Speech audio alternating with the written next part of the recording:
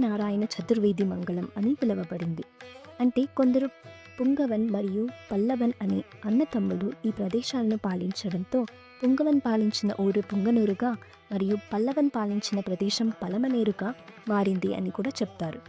పుంగనూరు చింతపండు వ్యాపారానికి ప్రసిద్ధి చెందింది కాబట్టి ఈ ప్రదేశాన్ని పులినాడు అని కూడా పిలుస్తారు. ఈ పేరుని ఉంచిన వారు తమిళం వారు వ్యాపారులు. ఎందుకంటే పులి అంటే చింతపండు, నాడు అంటే ప్రదేశం, అంటే చింతపండు ఎక్కువ ఉండే ప్రదేశం అని అంటారు. చోళుల కాలంలో ఈ ప్రదేశం గొప్పతనానికి ప్రసిద్ధి చెందింది మరియు పుంగపురి అనే పేరు ఈ ప్రదేశం పట్ల సంస్కృతి మరియు గౌరవ భావాన్ని ప్రతిధ్వనిస్తుంది అని అంటారు. అలాగే అపారమైన గౌరవం మరియు దైవత్వం ఉన్న ఈ పేరును ఉపయోగించి మనం ఈ ప్రదేశాన్ని పిలిస్తే ఈ ప్రదేశం యొక్క పాత వైభవాన్ని అలాగే గొప్పతనాన్ని పునరుద్ధరించవచ్చు అని కొందరు నమ్ముతున్నారు.